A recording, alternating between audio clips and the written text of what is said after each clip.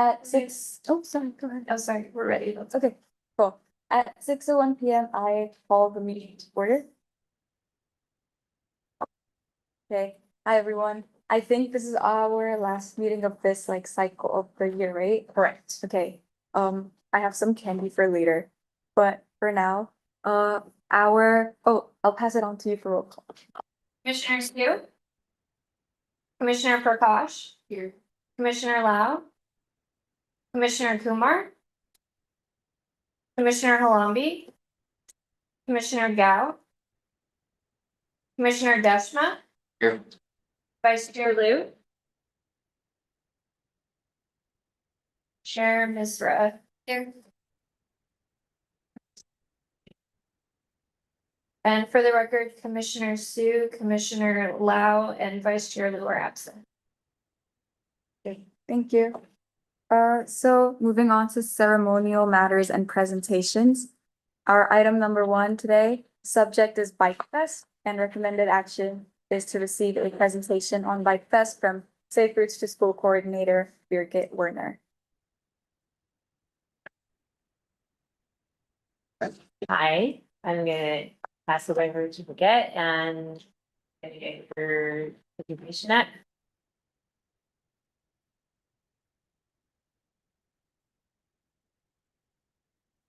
Good evening, everybody. Thanks for having me here. As you might or might not know, the Cupertino puts on a bike fest every year, last Saturday in September. It has grown. 13 years ago, it was about 20 in the back parking lot with one but little bike rodeo. And it has grown considerably. I don't know how many of you were there last year, but we had about 700 people come, and then we have about 150 volunteers who make things work.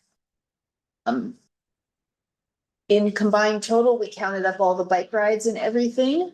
1,385 miles got ridden that day in a 4-hour time span. What's super impressive is last year, for the first time, we had a little loop. So it's just this little loop that we let scoot bikes and tricycles and training wheels ride. So little kids, right? Several of them had capes on, several of them had tiaras on.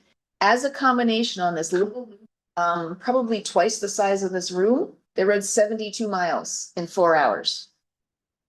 So they Energizer bunnies that we need to like power a battery somehow. We had a record number of people on our scavenger hunt ride. So this is about 2.5 miles. We take them to Wilson Park. They play a scavenger hunt game and then come back. So this is designed for like kindergarten age kids, maybe a little bit older. We had 275 kids on that ride last year, which is huge. We do have a longer ride, which is about 10 miles. That one only had 59 riders, so it's a little bit less. We're looking for ideas on how to get that one's targeted to like middle school, maybe early high school age. So if anybody has ideas on how to make that more interesting to the kids. We also have the blender bike out, right, where you pedal and the blender spin. We made 361 blenders of smoothies. Each blender makes 2 to 3 smoothies, so that's a lot of smoothies. It was pretty cool. And lots of volunteers and vendors. So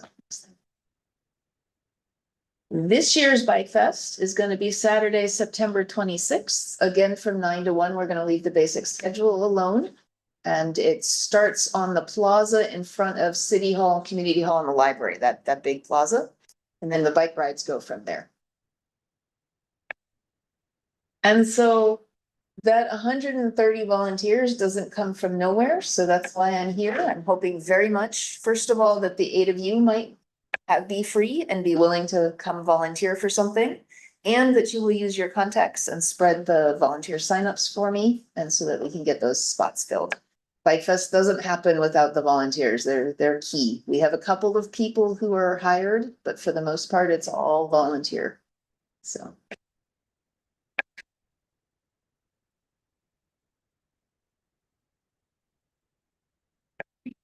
So much for me. So first, are there any questions? Okay, no questions. Are there any public comments? We have no speakers. Thank you. Okay, I think now is the time for comments, and this is where we can give Birgit some advice on how to do the Tour de Cupertino advertising and also the volunteer sign up, I guess, first send outs. So for the Tour de Cupertino, said it was like middle school and high school targeted. How long is it again? So we're shortening it a little bit. So this year it'll be 7.5 miles. The feedback we got last year was that 10 miles sounds scary. So like shorten it just a little bit, get it under the 10 miles. So hopefully that will help. Okay. I think for in my experience with like what people have to say about biking in school, especially if they're not like really avid bikers, is that 7 miles or like they think about it from like a pedestrian perspective, where it's like 7 miles is like undoable.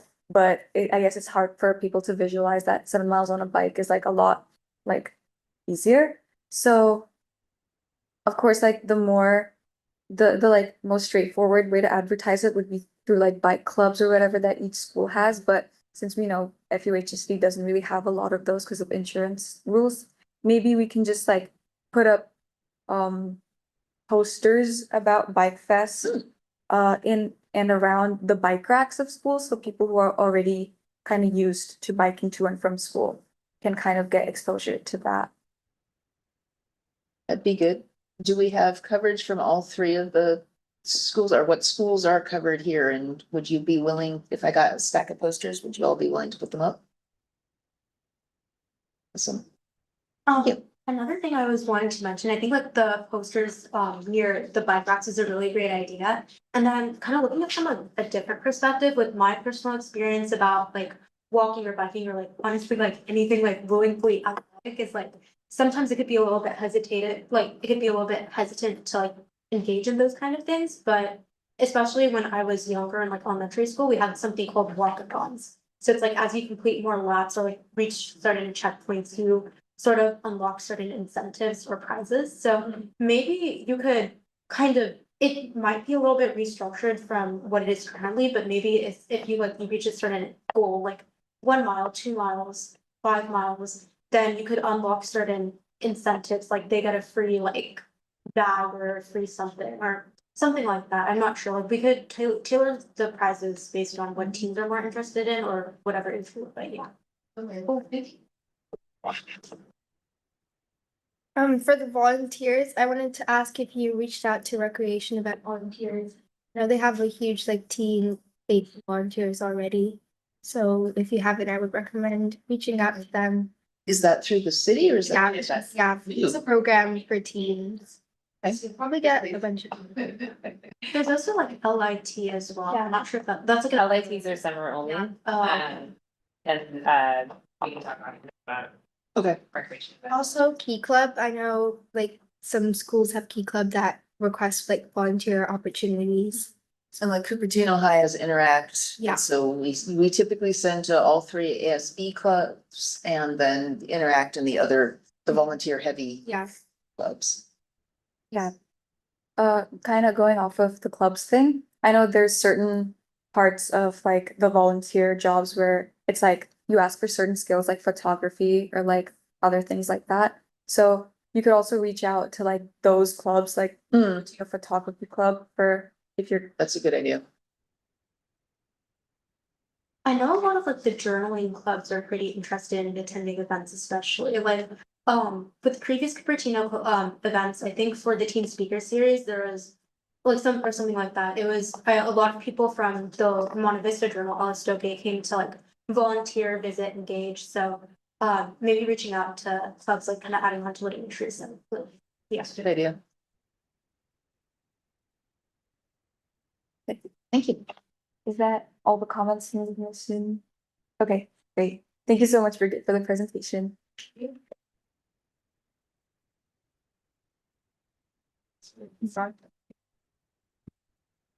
Oh, our item number 2, subject is juvenile traffic diversion program, and the recommended action is to receive a presentation on juvenile traffic diversion program from Safe Routes to School Coordinator Birgit Werner.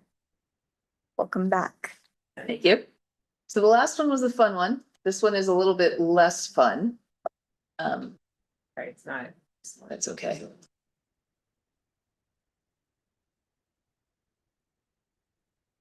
So this is partly for your information, but also partly I'm hoping to use your networks to spread the word on this as well.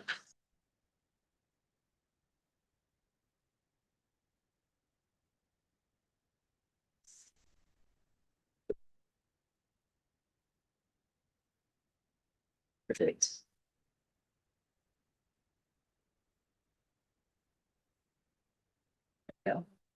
And I didn't start with this before the last one because it seemed more appropriate here, but the Safe Routes to School in Cupertino. We started when a Monte Vista student was unfortunately struck and killed on McClellan going to school. So we started, remember, 12, 13 years ago. So something good came out of that after all. And our mission is to create a safer environment for Cupertino students and their families to travel to and from school actively. So that means walking, biking, will include carpooling, public transit, things, anything but one kid in one car dropping off. So, and to that event's note, Monday is back to school for all of you in public schools. I don't know about the private schools, but welcome back. As things get back, you know, traffic gets crazy, right? And it's a little ridiculous whether you're in a car, a bike, or on foot. So we want to encourage walking and biking and carpooling because that makes traffic a little bit better. We have a whole bunch of maps up on our website. So there's a map of suggested routes to school for each of the schools. So this is really geared for people who are new and don't know, like they're like incoming students, right? They don't quite know. This is a good starting point. Everyone figures out their own route to school eventually, but at least they can start with something that's relatively safe. We also, in the last year, just finished a big project we had to put a safe drop off and pickup maps online. So every school has their own norms, right? I'm sure every school you've all been to, you pull up here to pick up, or you pick up over there, or don't drive here, right? There's always little rules that are school specific. So those maps notice all those things, and again, aimed at new families. The one that I'm showing here just happens to be high for those of you who are there this year. The music hall is under construction, and therefore they are closing the entrance that you would normally come in. So where it says no bike ped traffic through this gate, that's where most of the traffic coming down from Finch from Main Street would go in normal years. That will be closed off this year due to the construction. Teachers can still drive in, but you're not going to be allowed to walk or bike in. So you're all going to have to come down further and go in through the next gate. So that's the kind of information that's on these maps. And we do try to keep them updated when things happen. The big thing, the big hot topic in the news and floating around is e-bikes. I gotta admit, I own one. They're super fun. I like riding it. However, there's also these other things that are non-street legal road bikes, or sorry, dirt bikes, right? They don't have, their motor is too big. They don't have good enough brakes. They probably don't have the lights you need. They are certainly not licensed and registered with a license plate, right? They're not over a certain speed limit. They are not bikes anymore. They are motorcycles. We're starting to see more and more of these around town. If you ride them responsibly, they're still illegal, but I don't think the sheriff's office is going to bother you. When you're riding them at 35 miles an hour, doing wheelies down the middle of the street, the sheriff's office is gonna bother you. Okay, it's one thing to endanger yourself. It's another thing to endanger everybody else around you. So your parents probably don't want you to endanger yourself either. So we're starting a campaign. That one went out on social media a couple weeks ago. Cupertino is starting a Throttle Back Cupertino campaign that'll go out this winter and kind of be a variety of things that go with that. Any feedback that you all have on what might or might not get these people would be great. My assumption is that most of you know what is and isn't legal. And if you choose to tell your parents that all my friends have one, so I should have one anyway, that's most of what's happening, but I don't actually know. So your insight on that would be appreciated at some point. Slide.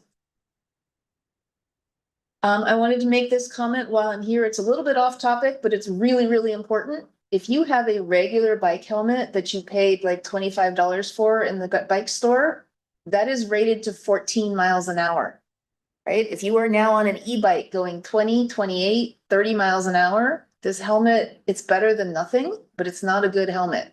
You want one of the helmets that's rated for race speeds up to 28 miles an hour. So then just, if you see people or if you know people getting new helmets or you're buying a new helmet, just keep that in mind, right? Keep the speed you're going matters, and you might want to upgrade your helmet along with your bike. So for those people who are doing wheelies down the street, the sheriff's office in general doesn't like to give tickets to teenagers. They get a lot of blowback from parents, right? A lot of parents get really, really mad. Why did my son or daughter get a ticket, right? It's not great. But on the other hand, these kids are endangering themselves and everyone around them. So what do? So what they've done is brought back a program. This program existed pre-COVID and it kind of died out. So they're bringing it back in conjunction with Stanford Children's Health. And it's the Juvenile Traffic Diversion Program. So the sheriff's office can give anybody in Cupertino a ticket, no matter what your age is. It doesn't matter if you have a driver's license or not, right? It doesn't matter how old you are. If they catch you doing something blatantly dangerous, they can hand you a ticket. Along with the citation, you get a little coupon or a little flyer in order, which will send you to the traffic diversion program. And then your parents will get a note in the mail in a couple days later. And so what you can do is you go to this class. It's a 2-hour long class with the sheriff's office. You have to bring an adult with you. And the two of you sit through this 2-hour long class on safety and traffic information. And then that ticket goes away. It's like it never happened. So we're rolling that out. They started kind of slowly in May and June. The first class is being offered at the end of this month, and expect them to really be out looking for people as school starts. So kind of looking for your feedback and your help messaging this, so it's not a surprise to people, right? I mean, I know this is new. As of right now, that is active in Cupertino, Saratoga, and Los Altos Hills. Sunnyvale and Palo Alto are bringing it online as well. And if it's successful, I expect a lot of the other cities to follow suit. So. Thank you. Are there any questions? So I was wondering, because a lot of the times, even if they get sent to the diversion program, they still might go ahead and repeat the exact same thing. Is there like a plan in place for like repeated offenders in this case? Yes, so just like a regular traffic school and traffic ticket for adults, you can only go once every so often. I believe they settled on once in a school year. If you end up with a ticket more than that, or if you end up being a repeat offender, I think it's 3 times, you can no longer erase that ticket with traffic school, and it will be a ticket on your record. Okay, thank you so much. Is the program online or in person? In person. Are there any public comments? We have no speakers here. Okay, are there any comments from the commission?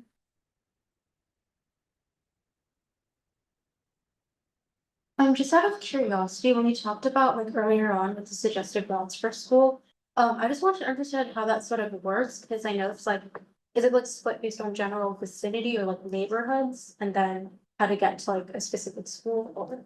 is that Right. school It's school specific, and what we do is we take a map of the school and their enrollment boundaries, and then you kind of guess.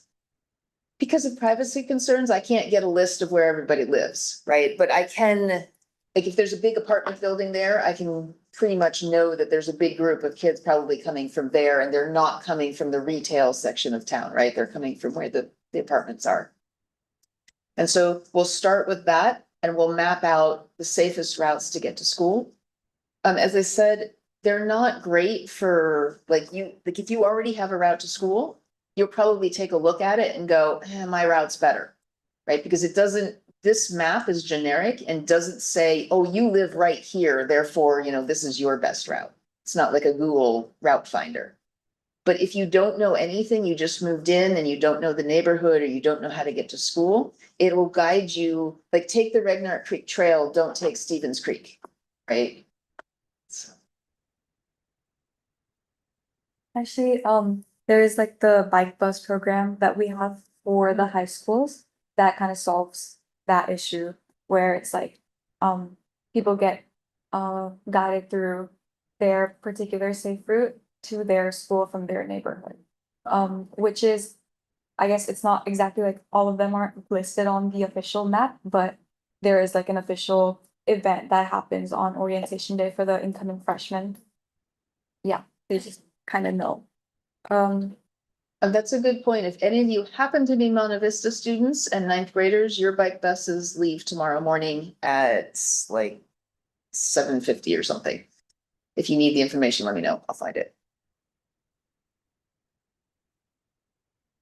I was wondering, does the Throttleback Cupertino campaign, is that going to be like city level and just released on like city platforms, or is there going to be like direct communication between whoever's like piloting that campaign and like the school campuses in the city? So right now it's a city level campaign, but I am very interested in partnering and bringing it to the schools.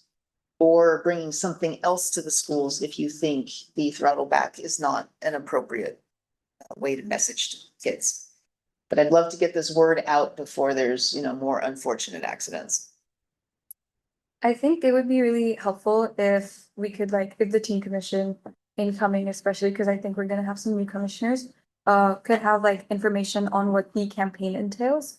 Yeah, because is it just going to be like more enforcement of the ticket?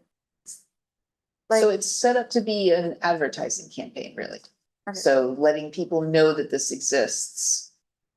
And letting people know what the laws are and what the dangers are. Okay. I just have like one comment on the thing you were saying about getting the word out about this ticket thing being a possibility for the people who are riding around. I think focusing on middle schoolers with that message, with the fact that, oh, if you get caught riding this like in the street, you will get a ticket. I think that would be more effective because middle schoolers are, I think, obviously younger and they have more time to get acclimated with the message that, yeah. And I think they might be more open to listening to the whole thing about not wanting to get tickets. Okay, yeah, that's good advice too. We were gonna start with middle schools as well, because if you look at the bike count numbers, there are just e-bikes and e-motos have hit the high schools pretty hard, but the middle schools, they're just starting. So if I go to the principal, they know who all those e-moto riders are, so we can target them individually and talk to their families. Whereas at high school, there's a few too many already, right? It's harder to talk to everybody individually. Are there any more comments? Okay, in that case, thank you so much for the other. I hope to all see you September 26th. Now on to item number 3. Subject is Youth-led organization, Next Vision AI. Recommended action is to receive a presentation from Youth-led AI. And let's welcome Mira Sharma for this presentation.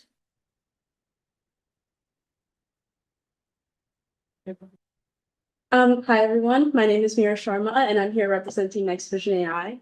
A little bit about me first. I'm from Notre Dame in San Jose. And I co-founded this organization with Michelle Besnov, and she's from Saratoga High. She helped me prepare the presentation, but unfortunately she couldn't be here today because of a scheduling conflict. So today I'll kind of go over who we are, why we started the organization, why we started it, and a sample workshop and how the workshop can support our presence in the commission. We started in spring 2026, and it's a youth-led and community-centered initiative. And our mission is to really help students, adults, and community members use AI with judgment, creativity, and care. So we believe that AI education is more about more than just prompts. It's about privacy, ethics, balance, useful projects, and applicable skills. So currently we are in the pilot stage and our first offerings are still in development.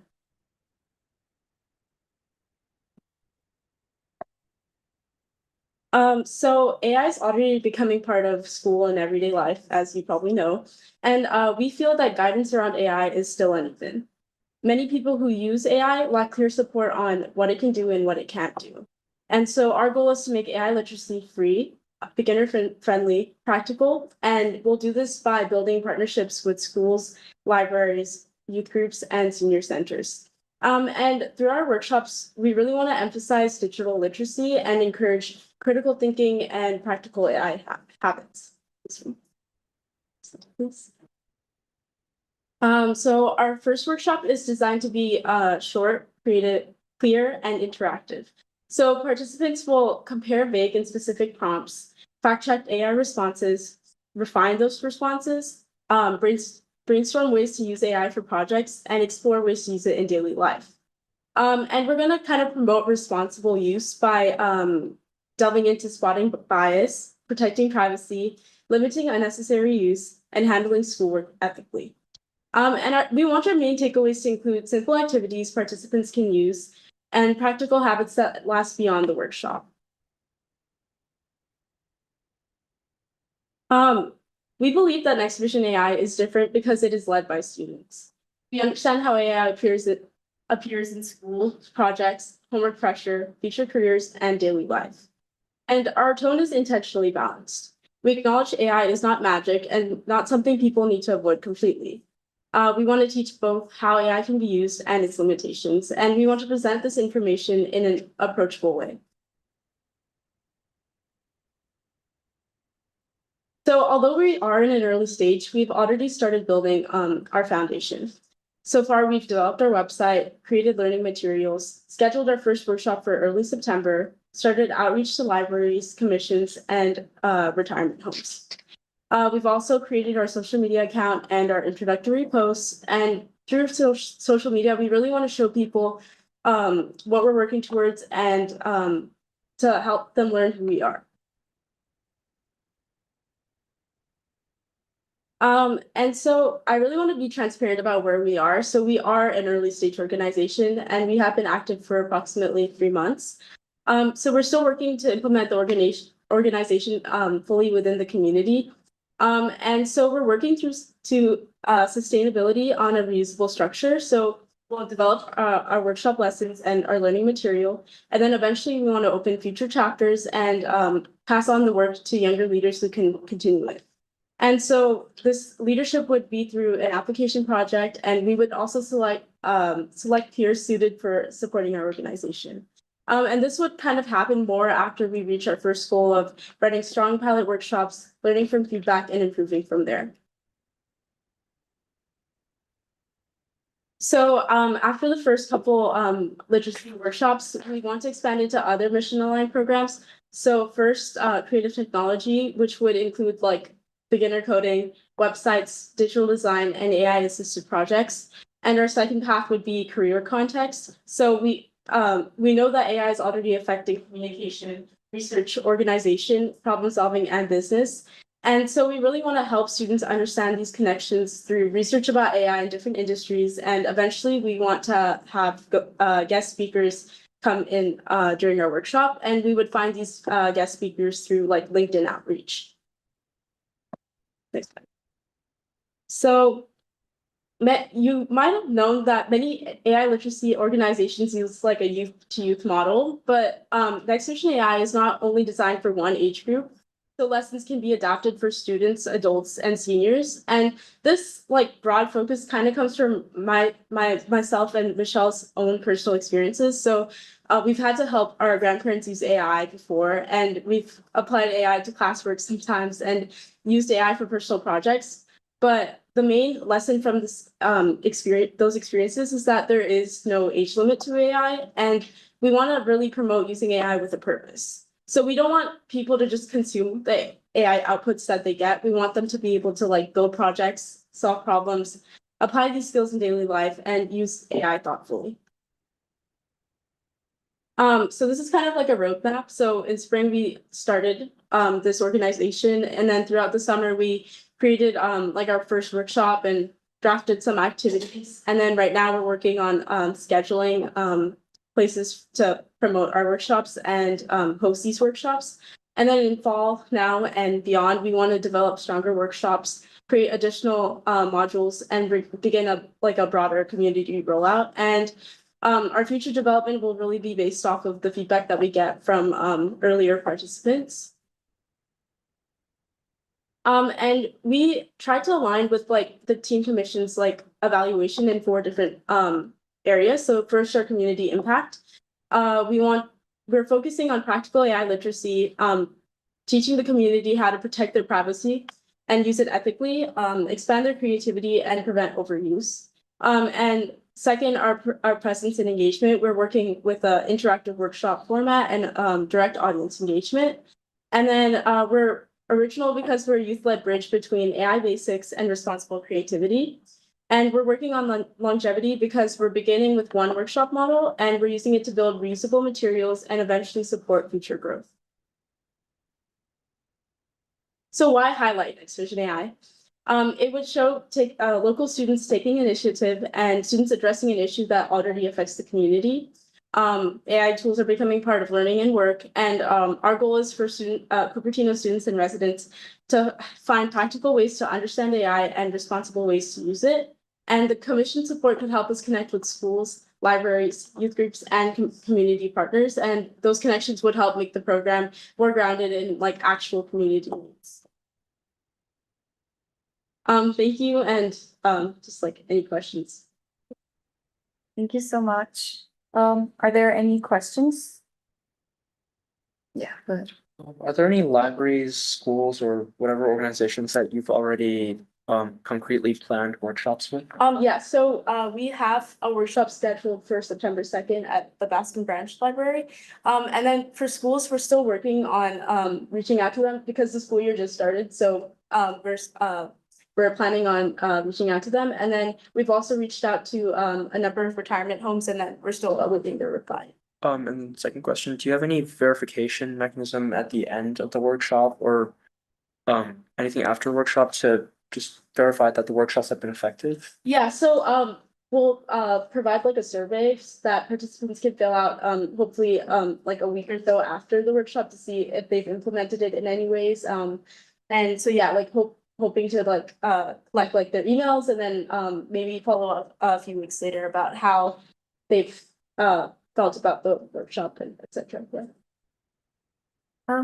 Sorry, go ahead. Just really quick, where's the library that you mentioned you have? It's Baskin Branch. I think it's in San Jose. Yeah.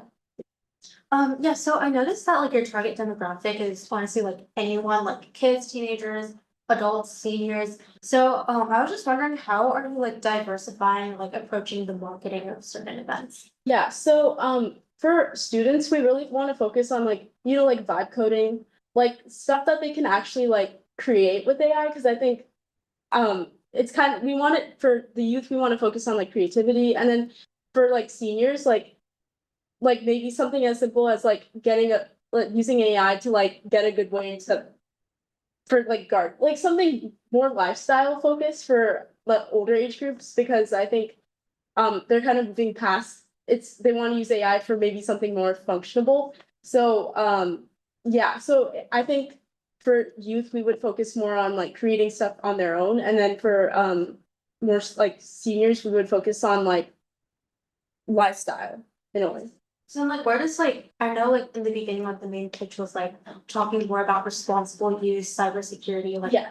This part, so like, where does that come in? So I think at the right now, like from where we are at the beginning, we want to really focus on like how to use it safely. And I think at the beginning of all our workshops, we would do a section on hey, like let's not overuse it, let's not use it for cheating, stuff like that, for especially for our students.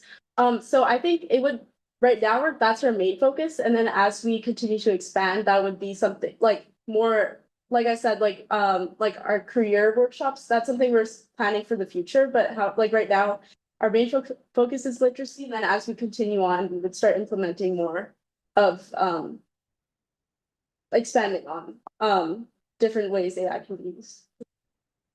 Right now you're like a 2 member, right? Yes. After your first workshop, are you planning to start collecting more members? Yeah, I think right now we just want to develop like a foundation, like with two people, it's easier to control where exactly we, like which places we reach out, like the way we want to market it. But I think as we continue on, of course, like we want to expand how we market as well. And so, yeah, that's something we're definitely open to. Right now, we just want to keep it more in our control before we start expanding our team. Yeah, I had a question. So since you guys technically haven't had a workshop yet, have you guys gauged like either how many people might turn out or any expectation for that? And if there isn't as quite as many people as you might expect, how would you plan to navigate from there?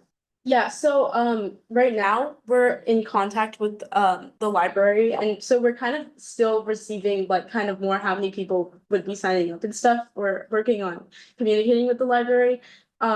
And so once we get more of that information in and it turns out to be that not many people are interested, I think we would shift our focus, maybe go more heavy on marketing towards like older age groups, and then and then also shifting the topics of our workshops. And also, we're going to start working on promoting it to schools. So we hope to see more engagement there. But if we don't, I think it'll mostly be shifting our focus on what we're trying to teach. So like maybe instead of literacy, like at the beginning, maybe we'll start focusing more on like vibe coding sooner than later. Yeah.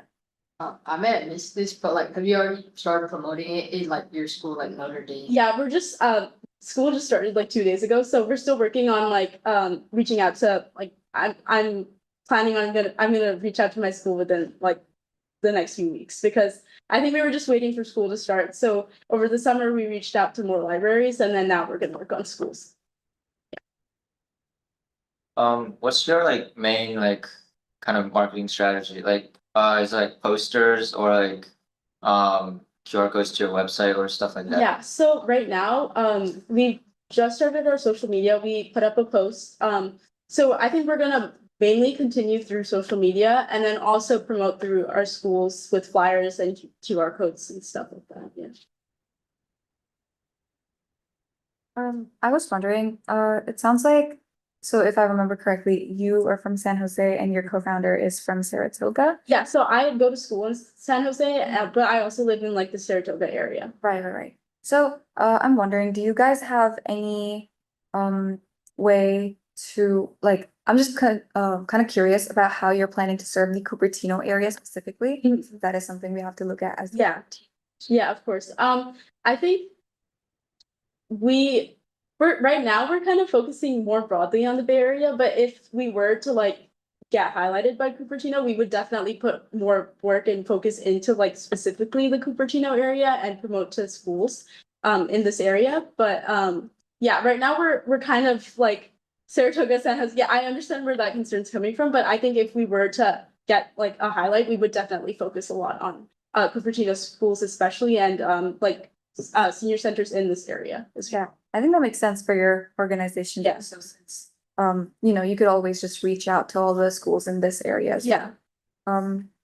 Also, just out of curiosity, it sounds like you have your September workshop ready to go and planned. Yeah. So could you just give us like a brief walkthrough of what that one's gonna look like so we know? Yeah, so we're kind of focusing like the 45 workshop demo that I kind of gave you, that's the like the gist of our first workshop. So promoting like literacy, and it's kind of it's shorter because I think it's our first workshop, so we kind of want to gauge how people would take it. We don't want to like bore them if it's boring.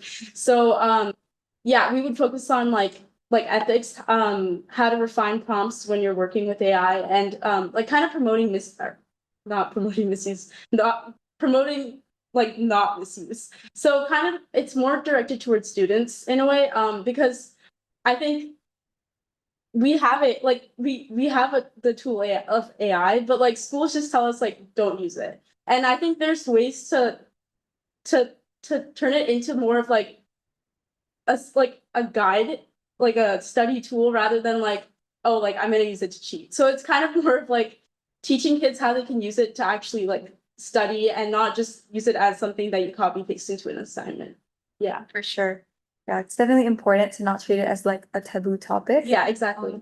So what I remember hearing, I think you were talking to Commissioner Kumar about this, is you plan to start off with literacy and ethics related Yeah. Education, and then as you expand, you talk more about like the creativity or like productivity aspect of it, Exactly, yeah. like with vibe coding and stuff. Yeah. So is that like a direction where you're going to sort of like phase out of the ethics and literacy education part of it entirely as you maybe grow over the months? Or I think we still want to emphasize like like I said, so I think we would start with like the first part of it may be like, oh, like this is like ethics of it, what to do and what not to do. And then as the workshop goes on, then we just start describing how they can actually use it in ways like to promote the like creativity. And then eventually we also want to talk about how it intersects with careers. So like inviting guest speakers would be one way that we show them kind of how exactly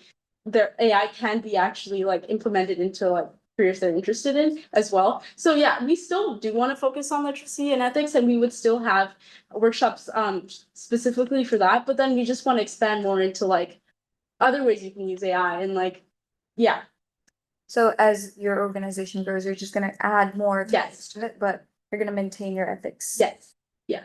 Part. Quick question. You and your co-founder, you're both rising seniors? Oh, sorry, sophomores. I didn't mention that. Yeah, sophomores. Yeah. Oh, I was gonna ask a problem. So I guess what's from for you and your co-founder, what was the personal motivation for creating this event? Yeah. So like I said, like schools just tell us like don't use AI.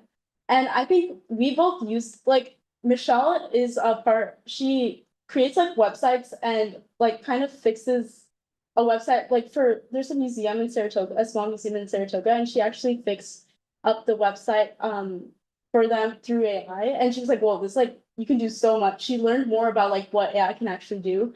And I worked with a financial like advisory and created like articles for like AI, like mentioning like when people are chatting with AI, like getting mentioned in those results. And I made like articles like that. And I was like also like we were both talking and we are like, wow, like there's so much AI can do. And it's kind of like I feel like a lot of more people like a lot of people our age just don't know what it can do.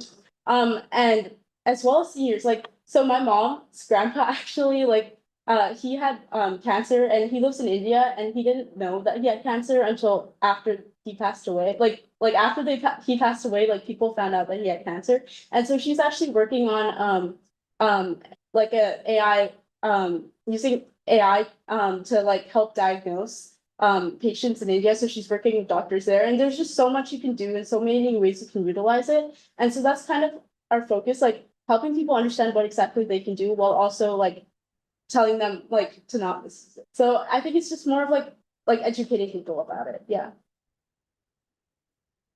There any other questions? Okay. Is there any public comment? We have no speakers. Thank you. Are there any comments from the commission? Okay. Okay, thank you so much. Thank you.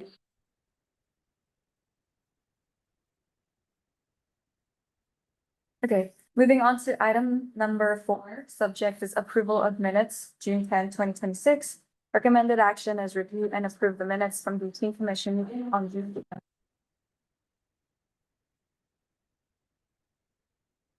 I'm gonna jump in while you guys, one, the snacks, we don't have any more presenters, so the snacks are for you guys. Those were left over from one of our events, and I was like, I'll take them for the teams. So if you guys want to have some snacks while you're reading your minutes, and my estimate is probably 7:30 tonight for pickup, just to knowing now how fast the presentation's going. While we're doing it, can I get some water? Yeah, now would be a good time if you're quick read, grab everything, have the water, you can grab water right here.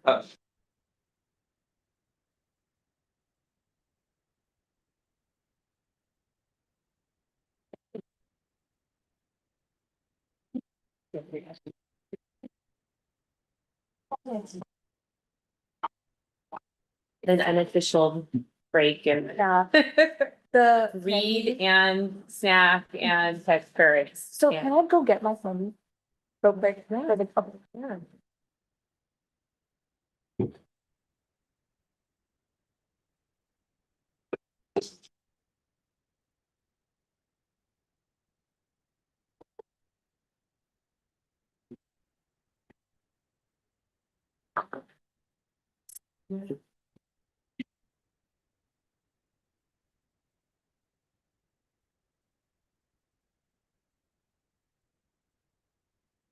Yeah, a lot of water.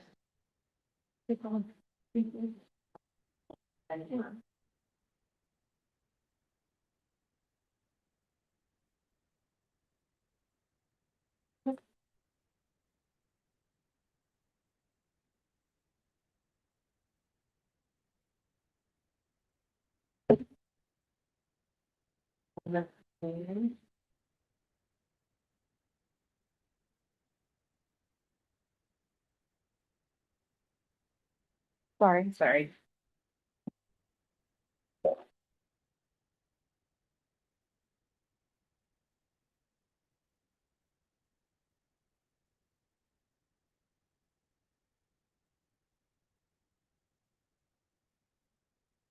Oh, Okay. or unless you want to. Oh yeah, feel free to take some candy. It's like chocolate mint. Yeah, if you guys are into that. Okay, so I just ask if anyone's done. Yeah, we still have to do the question. Oh, okay. Yeah. All right. So whenever everyone is done with their snack or obtaining their snacks, I'm reading.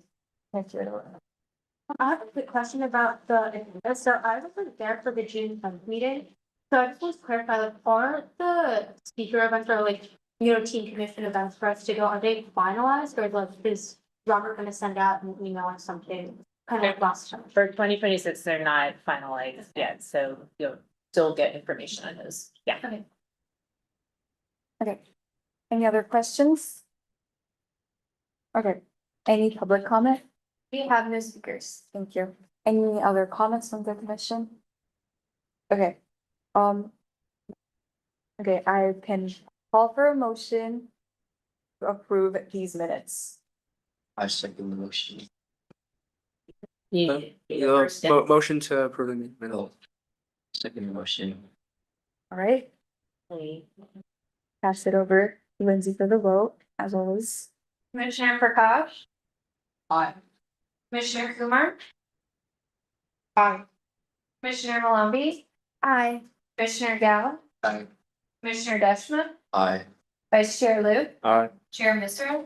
Aye. The motion carries with Commissioner Sue and Commissioner Lau absent. Okay, thank you. Now, are there any postponements? Okay, any oral communications? We have no speakers. Thank you. Okay, no old business. Let's move on to new business. Item number 5, subject youth-led organization pilot program for the 26-27 term. And the recommended action is to receive an update on the upcoming changes to the youth-led organization highlight program for the 26-27 term. Hello, commissioners, that's gonna be from me. So during the past term, we presented kind of what the youth highlight program was, and we took some feedback from all of you as to like enhancing that program and, for lack of a better way to phrase it, making it more worth it to apply and come and present. And so we've taken that feedback and have a few changes. So we'll review the changes. These will be in effect for the 26-27 term, which will start next meeting.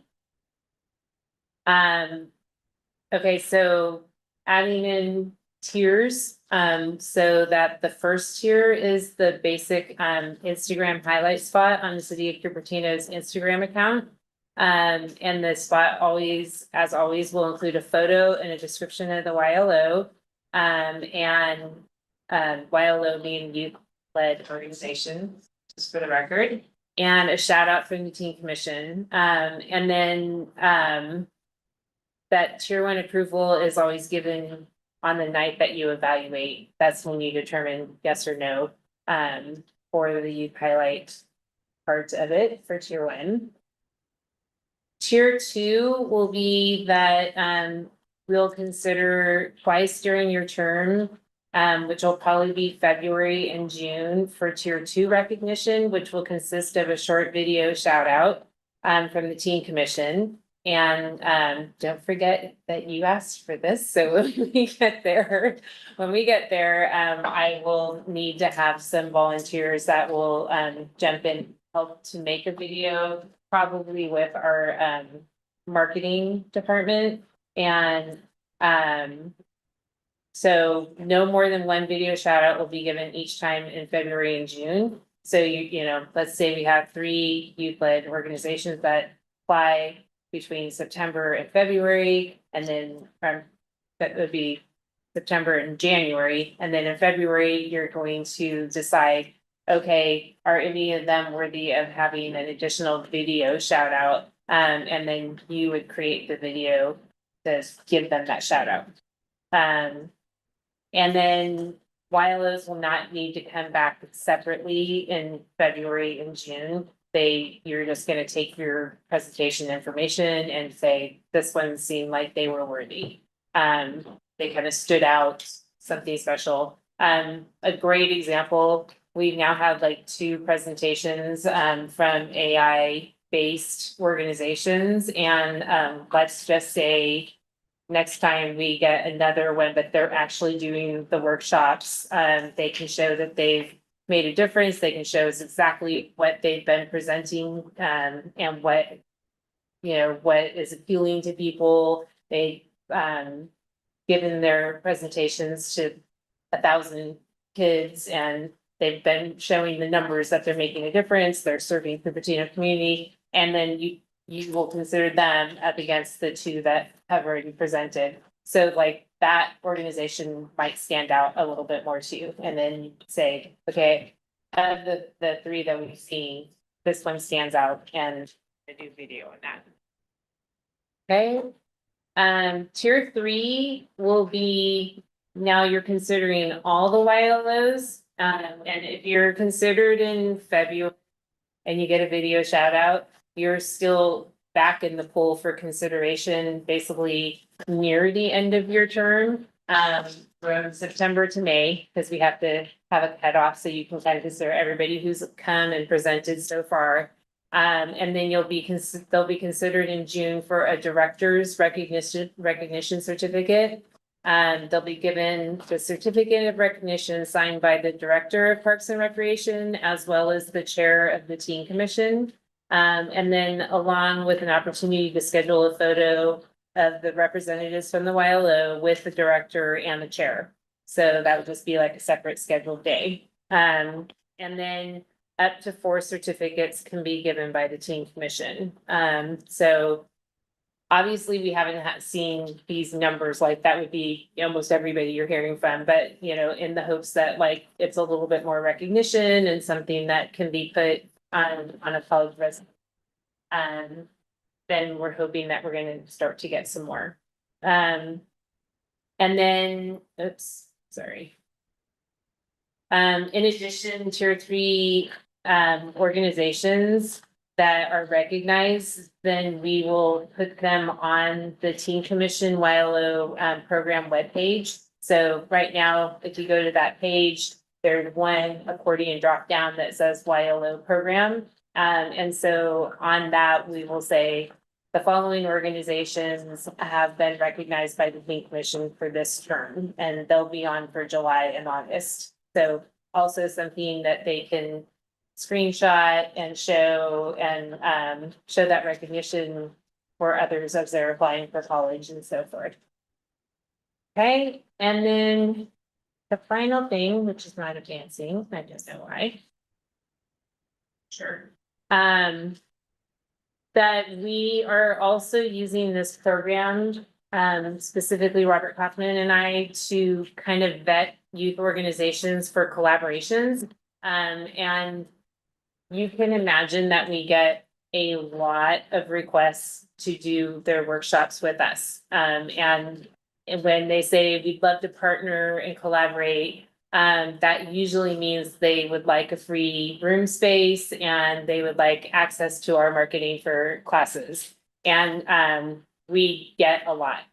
So we're gonna start having them come more often, because for you as a body, it's great for you to kind of see what organizations, high schoolers specifically are putting together, and to know what's out there. It's great to see, like, by comparison, especially the last two. And so we're looking for that tier 1 approval before we would even continue any conversation with them. And Robert and I just kind of need to talk a little bit about, like, can we work with them? It is tricky for us to work with youth-led organizations, because for us to work with any partners, we have to have a formal agreement, and there's usually insurance, and that's not something youth-led organizations are usually prepared to deal with.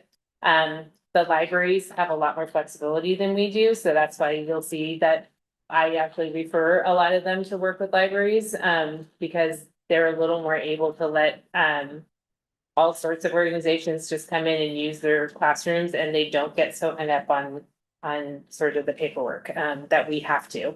But it's just a base level that we won't even really continue talking to anybody until they've come and they've presented. It's sort of the least that they can do, and then we can all know about what programs are being considered, and if we should even consider them to work with the collaboration.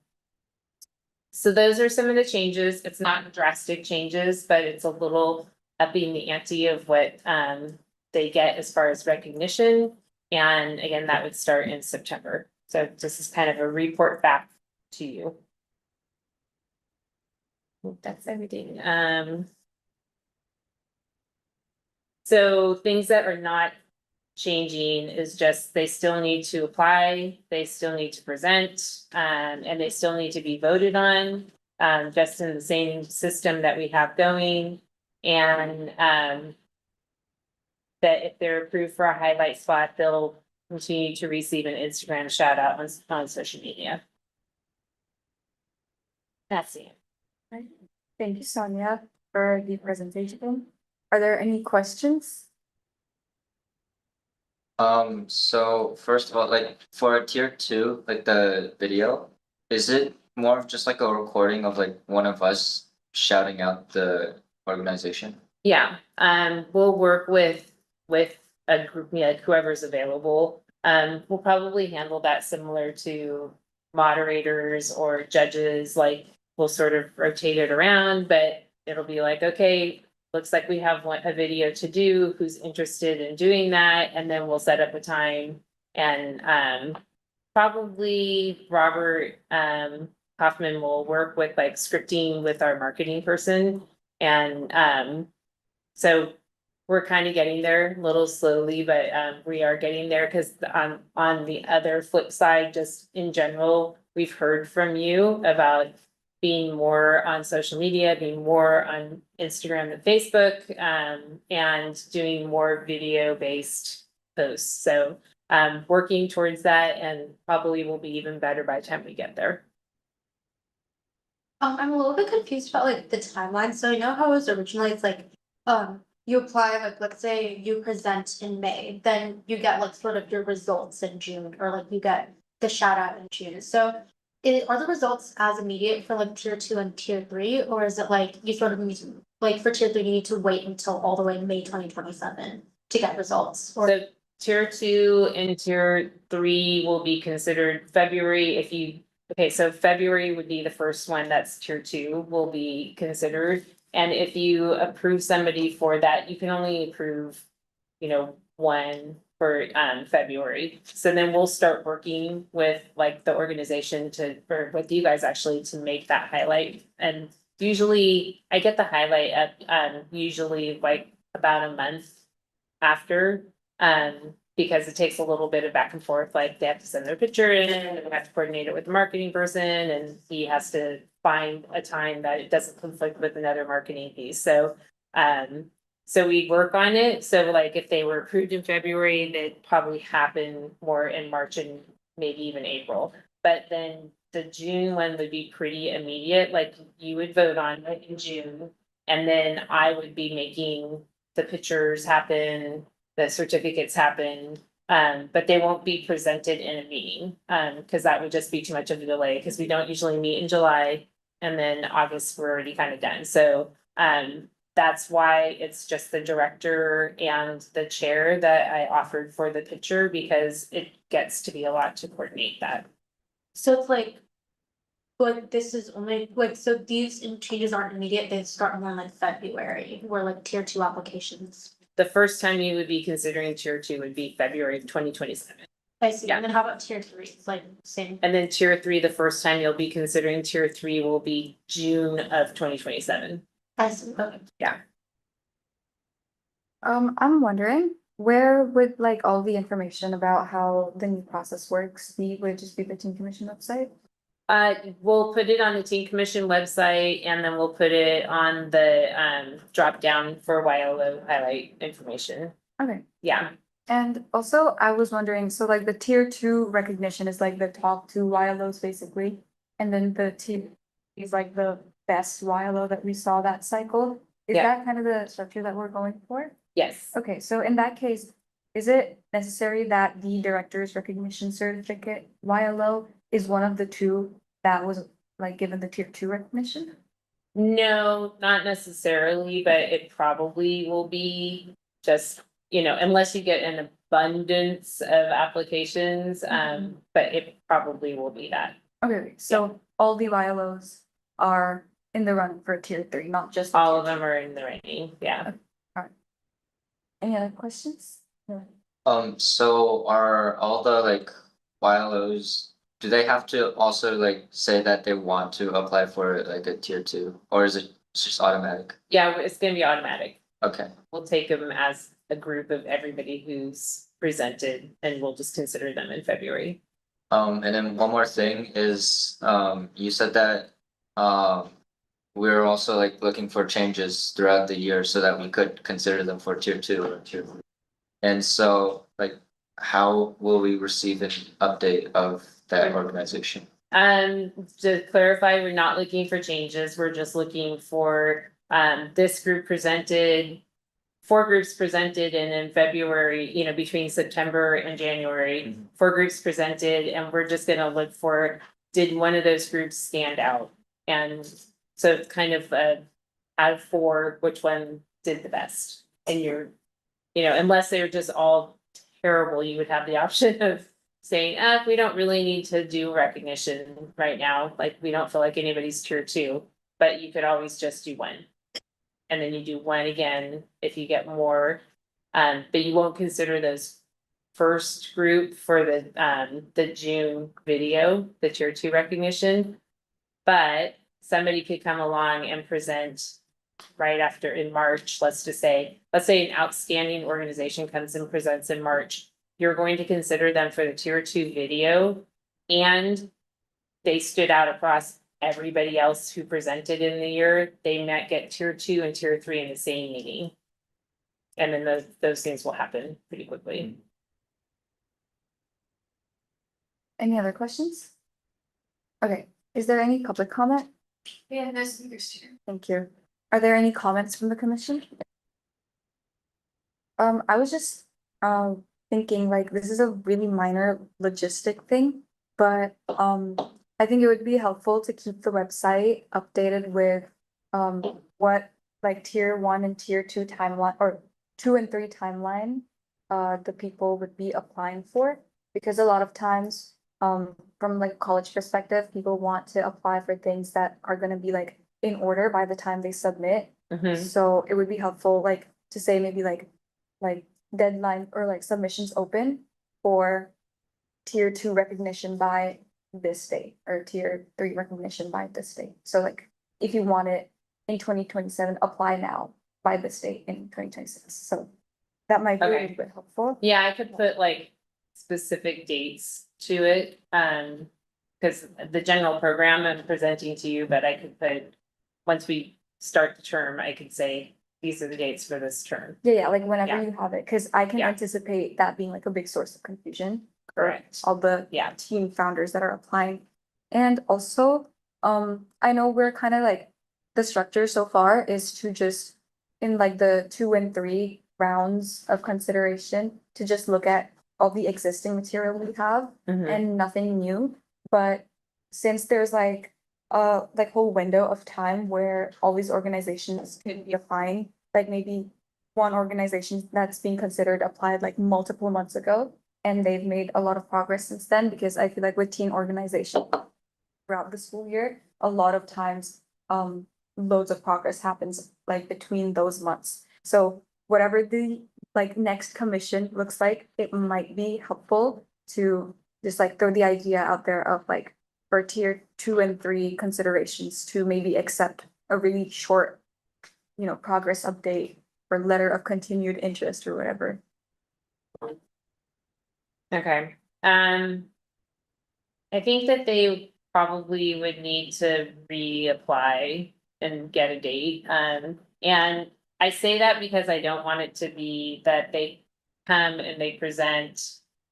And that's not like their best foot forward, like, I want people to come ready to get a highlight spot, like, and, that also goes for the vetting process, like, and I hope that that sort of cuts down on the, we're going to be doing something really good, rather than we've done something really good and like, we want to share and get this out. So, I think I probably would hold back on like just accepting, and it also gets pretty complicated. It's already pretty complicated just to implement tiers, if you can see, like the year goes by quickly. You guys are school year, it goes by very quickly, so we'll just have to give this a try. Yeah. And see, but if somebody was like, we did some really great things, I would be open to them reapplying and coming back and presenting. Okay, yeah. Yeah. So yeah, just like throwing it out there, because to kind of go off of the same thing that you were saying, not just like we're gonna do this, but like we have already done this and like we have a lot to show. Yeah, maybe in the future, the commission wants to consider just like looking at what they have been up to since they applied. But definitely not as like a reapplication or like a re-entry, but just like to see where they're at since they applied. But yeah, that's all the comments from me. Are there any other comments? I have one about like the shout out videos. I don't know if it's gonna make it a lot harder or it's just not possible, but if it's like, I feel like it's better to also work with the YLO to get like footage of the actual organization. Instead of like just a video of like a teen commissioner shouting it out, I feel like it's more engaging for like a kind of insider perspective of the organization. Yeah, I'll have to do a little thinking on that, because the coordination of that, you would actually be surprised, even the people that have received, the highlight spot.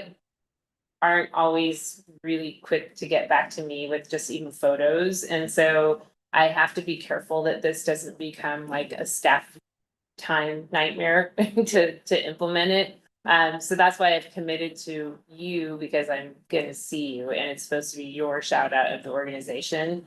So I understand that that might be more valuable, but we might start slow and then see if we can, maybe make that change, so.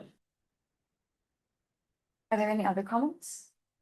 Okay, if that's all, then we can move on to item number 6. The subject is Next Vision AI for Youth-Led Organization Highlight Program.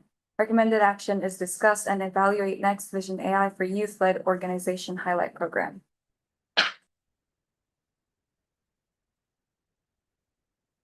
In the right place. Okay, so this is just the application information for the highlight program. And as usual, we'll just go through the application and some of the answers that they gave. And these are the questions that are in the application. I think a lot of you have gotten to know these pretty well. Next Vision AI, it was Mira that was here presenting. They do have a website and they have Instagram and email. And I don't think I have anything that's too new from the presentation, so I won't go really in depth on this. But they're really trying to make it accessible and kind of beginner friendly is the word that sort of stands out on what they are and what they do. But they're really trying to make AI not a taboo topic, that it's shed it in a positive light and give AI assistance for prompts and what they can create. Active only since May 2026, so only 3 months. And they're trying to engage, as you can see, they haven't done too much engagement yet. And you guys picked up on that because you were asking the right questions about like, who are you reaching out to, kind of what are you doing to market your program? They have plans and it looks like they're really planning to reach out. They have a project going, so they've reached out to the library, but how they're gonna get people to sign up for that program, we'll see, right? What are the plans for after graduation? And if nothing else, I feel that the team commission has been great at being kind of almost a model for people to listen as to what is the plan for most organizations. And we've had some phenomenal organizations that have come through, and you can see it's just to put in place people before they leave high school that are going to take over and that they're going to train while they're still there. And so sort of the same idea here. What makes it unique, and I think mostly what makes it unique is that it's youth to youth is what they're trying to get at. And so just trying to make it more everyday use of AI and practical. Okay, why should we highlight? And this kind of becomes a little bit of a loop with some of our organizations. It's like they need us to help to get their name out in order for them to get started, to start with their programming and start with their workshops, but they're not quite there yet. But that's what they're asking for, is that help to get started. And then also they did have the take of like, it's supporting local high school students to take initiative and to share their knowledge and to like have the workshops available to teens in the community. So let's see. But also that they're still trying to finalize. So that's kind of where we're at. Again, this was definitely a vetting one, and I meant to add that to my slides, but we're going to use that tier 1 as the vetting tier. So if they are at least to what you consider your tier 1 approval, then that's where we will go. Okay, can we work with them? Is there a way? We're not super likely to start doing like regular workshops with teen youth-led organizations, but can we come up with other kinds of things, like with maybe some of our speaker series, or maybe incorporating them into workshops at PAC? You know, so looking for where are the opportunities that we can work with youth-led organizations in an easy way, and that we would make that next step. Okay, so that's a lot of information for you. All right, thank you. Should I also go questions? Yes, we have to go through all the, Okay. Oh, so the discussion part mostly in the comments segment? we just do the same, just Oh. if there's any questions and then public comment. Discussion, and then you'll call for a motion to vote. Okay, Yeah. got it. Any questions from the commission on this? Okay, are there any public comments? We have no speakers turn. Okay, let's start discussing. I think they have a lot of potential, but I don't think they're ready for a highlight. I think especially putting in perspective the tier one thing, I don't think they have any of the infrastructure necessary for even a potential working with the city. I had an opportunity to take a look at their websites. In combination with their presentation, the simplest way to describe it seems to be a whole lot of nothing. Like a lot of throwing around a lot of generic terms. It doesn't seem like much. Doesn't seem to be providing any particularly valuable, to be a little bit harsh there. I think one of my biggest things is that I'm like a little bit confused because like even at the beginning of they market it as being like AI ethics, but then when reading the application, they say it's like, 9 to 14-year-olds about how to use AI, but then when answering questions and talking more, like they start talking about elders and vibe coding, so it's like I'm kind of like, I feel like thinking about their like vision and what they want to do kind of all over the place. And I think it's kind of like a shame because like I really like when they first pitched the idea, I really liked it because I feel like it's something not as much seen before, and I think it's like a really good intention, a very good mission, but and like it would be nice maybe like if we could market like their upcoming workshop, but it's just like there's so much confusion and like they're saying a lot of things and it's not much done, so it's like a little bit confusing. I mean, yeah, I would agree with that. I mean, other thing I wanted to add on to is like, we asked them like what specifically they're gonna do with Cupertino, right? And they're like, they said that they didn't really give us a clear answer as to what they're specifically gonna do in Cupertino, cause like, they're based in, Saratoga and San Jose. Yeah, I think that was one of my biggest concerns, along with everything else that was mentioned. It's like there really seems to be no focus on Cupertino. And also totally agree with the thing that Commissioner Kumar brought up. I was really glad you asked them that question because I looked at their their mission statement, right? But their actual plans kind of seem to be to like move away from that mission statement with expansion. It's like, are you trying to teach people to vibe code, which is also or are you trying to talk about ethics, which is also important? Like, it's like not focused. It's like hard for them to pinpoint what they're planning to do. Yeah, Go ahead. I feel like we're probably not the right organization for them to reach out to. Because, I mean, first of all, I don't know how much us shouting them out would help because they're still at least 6 months away, in my opinion, from Cupertino. And I feel like that's kind of a waste of a spot where even if they're a great organization doing great things, which admittedly I feel like they weren't, they had two different statements when it came to in-person statements. But don't feel like the right place for them to apply to, and we don't, and it doesn't make sense for us to shut them out at this moment.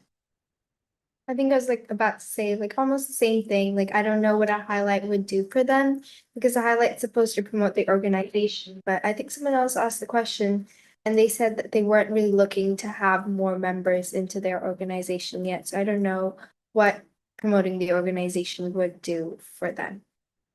Quick check. I thought there was a 6-month minimum requirement for this organization. on our standards, there is, and, right, so you guys were just seeing that. And the reason we put that in there originally was that, a lot of youth organizations. We didn't want to get inundated with people that were at their late stage junior year going, I need to do something before college. And then trying to create an organization and just say, we're gonna be doing this, like we just did this in the last month. Mhm. And we wanted to see more established that they've had a chance, but this is a rising sophomore. So this might be an organization that comes back, reapplies in the future. That might be farther down the line. You got to see what their concept was, and then some of you would potentially see what did they implement. And for an organization like theirs, that would be like the best case scenario, because they do have a really good, I guess, vision. It definitely is a gap that needs to be filled in. But I just feel like they're really not ready for a tier one approval yet. I feel like at the same time, like, they sort of have time being sophomores and like, they do have like a roadmap, I think. I like one thing, if like, I don't know how it works if you guys like send or something, but one thing I'd really recommend is sort of just like mainly like sticking to one thing and running with that. And like, if they spend like a couple of months and then come back to present, then I feel like it would be a yes. So, I agree. yeah, just like, I think there's like a lot of potential, but it just needs like time and focus.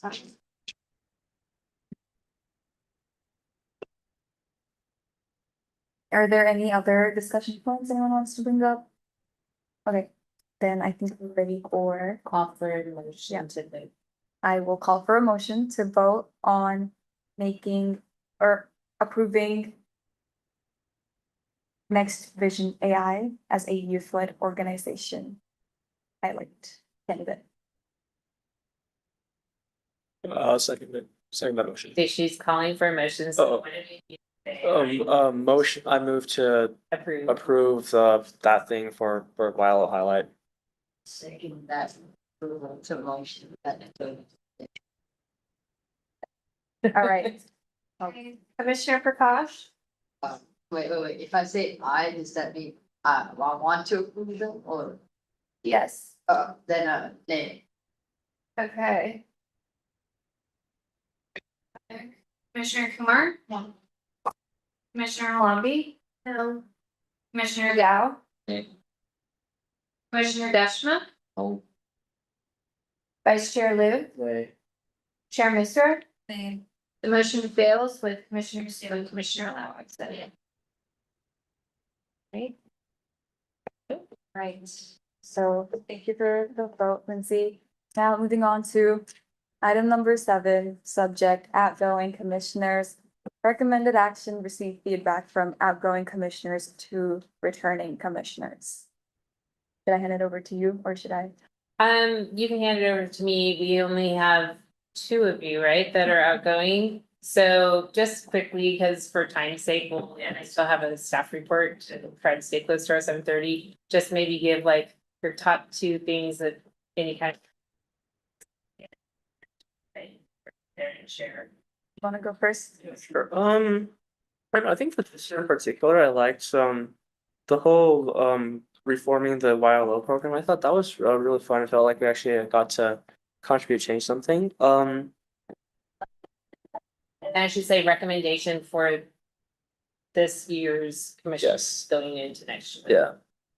I feel like while I was here, I didn't actually make use of it enough, but the future agenda setting, I feel like more future commissioners should I don't know, be encouraged to make use of that, just bring up their own points instead of just passively listening to business. Yeah, I feel like I just feel like generally that might make the whole experience more engaging and actually help them serve the purpose of representing the youth if they're just more encouraged to bring up their own items.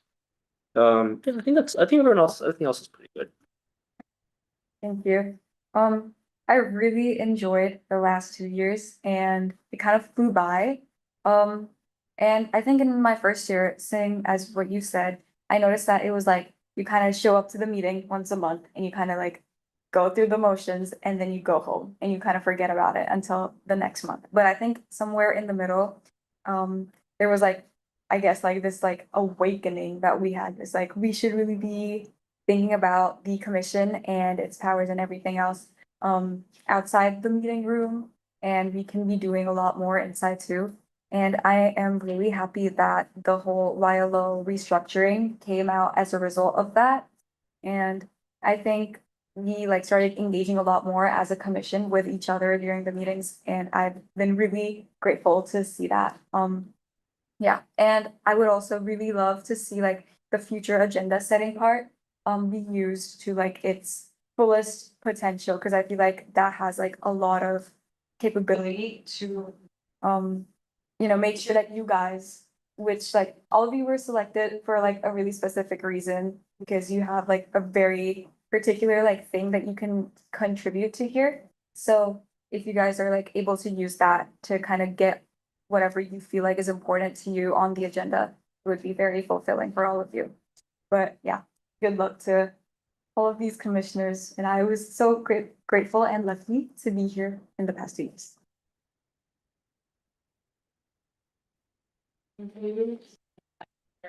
Thank you, Chair, for all of your service, and we'll miss you. And the rest of you are coming back. We'll have 4 new commissioners coming on in September, so hopefully you tune in to the live stream. We will, Yeah. I will. From college for you, yeah. Okay, yeah.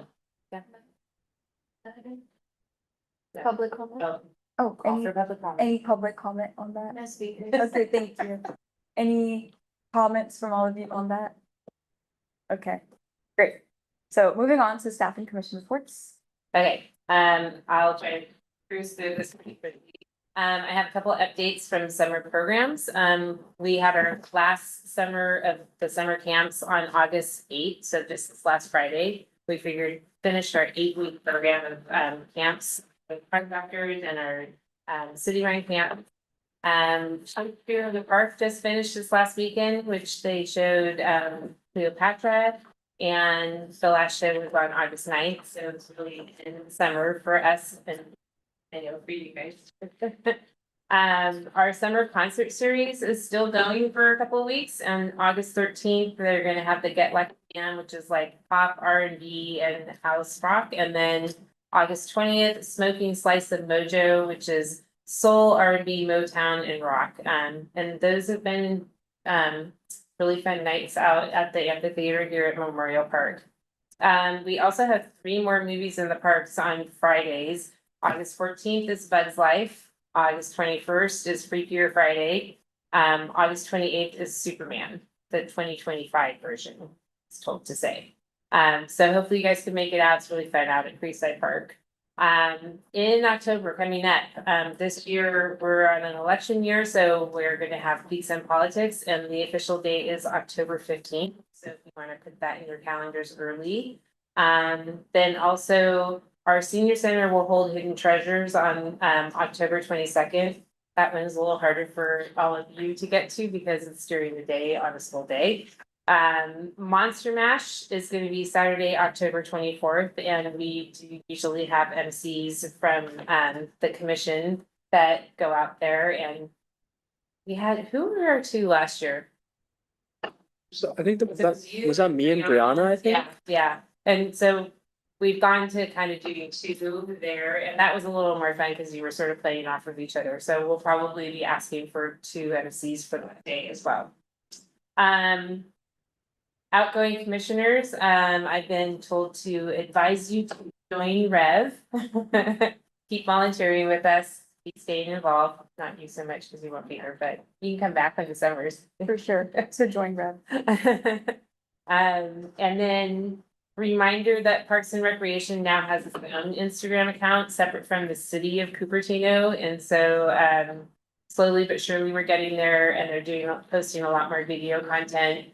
I think one of the recent ones is they showed fast forward the setup for the movie screen on Friday nights, so that was kind of fun. And reminder from me for the next term people who are back, you guys need to check your email. Check your email. So I do need to hear back from you if you're attending, so that we don't run into a time where just too many people I don't hear from them and we don't hold the meeting because of the quorum. So with that, that's all I have. All right, thank you so much. Is there any future agenda setting that we're trying to do today, or? So the next meeting that we were posting, just like two of the main days. The next meeting is gonna be a busy agenda schedule for you because that's the swearing in and that's that we go through kind of like, this is team commission. We do the presentations about all the team organizations and how you fit in for that. And a couple other standing things that happen in September. So it's gonna be a busy agenda, just straight off the bat. So, yeah, and we will also be voting on our annual calendar for, our agenda items. And so we already kind of have a lot of things pretty locked in, and then things like YLOs pop in there and, make the meetings like a little beefier. Yeah. Okay, do we need recording that? So, okay, great. All right, now, I think that took care of subject, or item 8, right? Yep. All right, I think it's time for adjournment.